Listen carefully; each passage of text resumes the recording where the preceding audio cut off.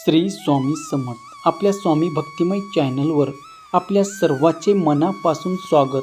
स्वामी भक्तो, आज पुन्हा एकदा तुमच्यासाठी नवीन स्वामी संदेश घेऊन आलेलो आहे. आजचा स्वामी संदेश नेहमीप्रमाणेच खास असणार आहे. आजच्या दिवशी तुम्हाला एक छोटंसं काम करायचं आहे.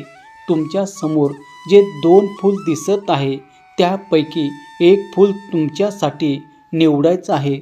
तुमच्या समोर काय संदेश आलेला आहे ते देखील जाणून घ्यायचं आहे. तर स्वामी भक्त हो, तुमच्यासाठीच एक फूल निवडलं असेल तर आशा मी करतो आणि संदेश काय आहे ते सांगतो. तर बघा, ज्यांनी 2 नंबरचं फूल निवडलं आहे त्यांना स्वामी महाराज काय सांगतात. स्वामी महाराज अशा प्रत्येक भक्ताला सांगतात, अरे माणसाच्या विचारातूनच माणसाची पात्रता ठरत असते. विचारानेच माणसाचा कृष्ण होतो आणि विचारानेच माणसाचा दुर्योधनसुद्धा होतो. म्हणून तुझे विचार कसे आहे याला सगळ्यात जास्त महत्त्व आहे. तुझे विचार नेहमी शुद्ध ठेव. जेव्हा तू शुद्ध विचार करतो तुझे निर्मळ मन असतं, स्वच्छ असतं आणि एकदा सकारात्मक विचार तुझ्या मनामध्ये जन्म घेतो तेव्हाच खऱ्या अर्थाने तू मनुष्य म्हणून कसा होणार हे समजतं. तुला जर कृष्ण व्हायचं असेल तर तुझ्या मनामध्ये सकारात्मकता असायला हवी आणि जर तुझ्या मनात फक्त नकारात्मकतेचा बीज पेरलं गेलं तर तुझा दुर्योधन झाल्याशिवाय राहणार नाही. म्हणून वेळी सावध हो. तुझ्या मनामध्ये फक्त आणि फक्त चांगले विचार ठेवण्याचा प्रयत्न कर. तुझे विचार चांगले ठेवण्यासाठी तुला आध्यात्मिक मदत करेल. जेव्हा तू आध्यात्मिकच्या मार्गावर चालतो, जेव्हा तू आमच्याशी एकरूप होण्याचा प्रयत्न करतो तेव्हाच खऱ्या अर्थाने चांगलं वाईट यामध्ये तुला फरक दिसून येतो आणि मग तुझी पावलं कधीही चुकीच्या दिशेने वळत नाही. तुझ्या हातून सदैव सत्कर्म घडत असतात आणि जेव्हा तुझ्या हातून सत्कर्म घडतात, तुझे विचार शुद्ध होऊ लागतात, तेव्हा तुझा कृष्ण झाल्याशिवाय राहणार नाही. एक गोष्ट कायम लक्षात ठेव, परक्या गोष्टीवर अधिकार गाजवायचा नसतो. जे तुझं असणार आहे ते तुला मिळणारच आहे आणि जे तुझं नाही ते किती घट्ट पकडून ठेवण्याचा तू प्रयत्न केला तरीही तुझ्या हातून ते सुटणारच आहे. म्हणून एखादी गोष्ट जर तुला मिळतच नसेल तर त्यासाठी अट्टास करण्यापेक्षा त्याऐवजी तुला काय मिळवता येईल याचा तू विचार कर आणि जे तुझ्याकडे आहे त्याच्यात आनंद शोधण्याचा प्रयत्न कर. म्हणजे आपोआप तुला सुखाची प्राप्ती होईल. तडजोड करणं हा देखील एक खूप चांगला मार्ग असतो. अरे, ज्याला तडजोड करायला जमतं ना तो आयुष्यामध्ये कुठलीही शर्त जिंकू शकतो. माणसाला तडजोड करता आलंच पाहिजे. जिथे तडात जातो तिथे जोड देता आलं की कुठलाच नुकसान होत नाही. तडजोड म्हणजे शरणगती नव्हे तर परिस्थितीवर केलेली मात असते. म्हणून कधी काळी जर तुला तडजोड करण्याची वेळ आली तरीही तुझा दुःख मांडू नको. त्यावर फार खोलवर विचार करू नको. तडजोड करायला शिकला की आपोआप तुझ्या जीवनाची गाडी देखील सोपी होण्यास तुला मदत मिळणार आहे. पुस्तकाच्या पलटण्याच्या पानापेक्षा आयुष्याची पलटणारी पानं ही खूप काही शिकवून जातात. ज्यांना पायांना पूर्वीपासून ऊन वारा पाऊस पाणी याची संघर्ष करायची सवयी असते ना, अशीच पावलं शेवटपर्यंत थकत नाही. म्हणून तुला देखील तुझ्या पावलांना कधीही थकू द्यायचं नाही. म्हणून वाट्याला आलेला संघर्ष तुझ्या वाट्याला का असा प्रश्न परत परत विचारू नको, तर त्या संघर्षाचा सामना करायला शिक. तुझ्या समोर जी परिस्थिती आलेली आहे तिचा सामना करायला एकदा तू सुरुवात केलं की आपोआप तुला मार्ग दिसत जातो आणि तुला जे हवं आहे ते देखील मिळतं.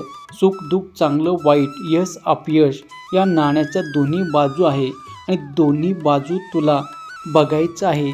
दोन्ही परिस्थितींना तुला सामोरे जायचं आहे.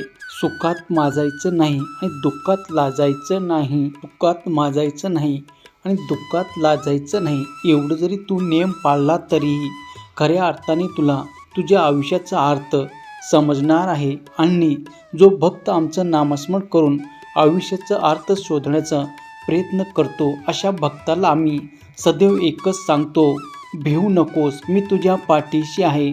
भिवू नकोस, मी सदैव तुझ्या पाठीशी आहे. स्वामी भक्त हो, आत्ता ज्यांनी 1 नंबरचं फूल निवडलं आहे त्यांना स्वामी महाराज काय सांगतात बघूया. स्वामी महाराज अशा भक्तांना सांगतात, अरे परमात्म्याला शरण जाणं म्हणजे परमात्मा आपला आहे, त्याच्या वाचून आपलं दुसरं कोणीच नाही आणि आपण काही करत नसून ते सर्व आपल्या हिताकरता करत आहे असं दृढ विश्वास ठेवणे.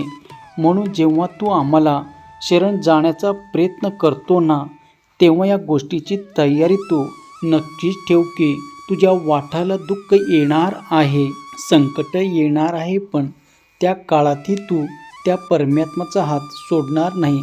त्या परमात्म्यावर ठेवलेला विश्वास कमी होऊ देणार नाही. अरे जो भक्त आमच्यावर दृढ विश्वास ठेवतो अशा भक्तासाठी आम्हाला चमत्कारही करावे लागतात, पण त्यासाठी आमच्या भक्ताची देखील तेवढी भक्ती शुद्ध असावी लागते. आमचा भक्त सदैव सत्याच्या मार्गावर चालत राहावा एवढेच काहीतरी आमची अपेक्षा असते, कारण सत्याचा दिवा कधी विझत नाही. वेळ आली की तो अंधाराचा प्रभाव करून जीवनात प्रकाशाची ज्योत देखील पेटवतो. फक्त तोपर्यंत संयम ठेवता यायला हवा. आणि जर का तुझं मन, तुझे विचार आणि तुझे कर्म शुद्ध असतील ना, तर तुझ्या आयुष्यातील सत्य काय आहे हे शोधणं तुला अजून सोपं जातं. म्हणून नेहमी तुझं मन स्वच्छ ठेव, विचार शुद्ध ठेव आणि सातत्याने चांगले कर्म तू करत राहा, जेणेकरून तुला आमची साथ ही सदैव लाभेल. कारण आम्ही अशा भक्ताच्या सोबत असतो ज्याचे कर्म शब्द असतात. हे आयुष्य हे आणि प्रत्येकाच्या आयुष्यात कठीण काळ हा येतोच असतो.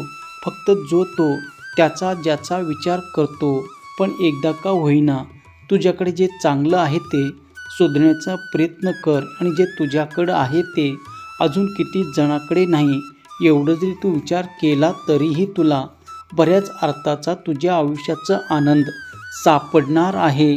अरे प्रत्येकाच्या आयुष्यात कठीण वेळ येतच असतो, पण त्यावेळी रडत राहण्यापेक्षा परिस्थितीवर मात करायला शिकणं महत्त्वाचं असतं. कारण कठीण काळात मिळालेली शिकवण तुला आयुष्यात नवीन मार्ग दाखवते, आयुष्य बदलून टाकते. तेव्हा परिस्थितीवर मात करायला शिक आणि तुझं आयुष्य अजून उज्ज्वल बनवण्यासाठी तू स्वतः प्रयत्न कर. जर वागण्यात खोटेपणा असेल ना, तर जगण्यात मोठेपणाचा दिखावा करणं निरर्थक ठरतं. माणसाचा खरा मोठेपणा त्याचा प्रामाणिकपणा वागणुकीतूनच दिसतो. बाहेरून मोठेपणा मिरवला तरी लोकांना तुझ्या खोटापणा वागणुकीचा प्रत्यय हा नक्कीच येतो आणि तुझ्याबद्दल जो आदर असतो तोही नष्ट होतो. त्यामुळे मोठेपणासाठी नव्हे तर स्वतःच्या सत्यतेसाठी प्रामाणिक राहणं महत्त्वाचं आहे. कारण खरेपणा हा जगण्याला खरी प्रतिष्ठा आणि आत्मसंतोष देतो. म्हणून लिखाणासाठी तू चांगलं वागू नको, तर अंतर्मनापासून तू इतरांशी चांगलं वागण्याचा प्रयत्न कर, प्रामाणिकपणे जगण्याचा प्रयत्न कर. जेव्हा तू इतराची मदत अगदी मनापासून करतो आणि त्याच्यामध्ये निस्वार्थ भावना असते ना, तेव्हा की लोक तुझ्या मदतीला येतील किंवा नाही येणार, पण तुझी स्वामी माऊली सदैव तुझ्या मदतीसाठी धावून येईल. आणि तुला एकच सांगेन, भिवू नकोस, मी तुझ्या पाठीशी आहे. भिवू नकोस, मी सदैव तुझ्या पाठीशी आहे. स्वामी भक्त हो, आजचा स्वामी संदेश तुम्ही ऐकला असेल तर तुम्ही 1 फूलही निवडला असेल. मी आशा करतो तुम्ही कोणत्या नंबरचा फूल निवडलं होता हे कमेंटमध्ये नक्की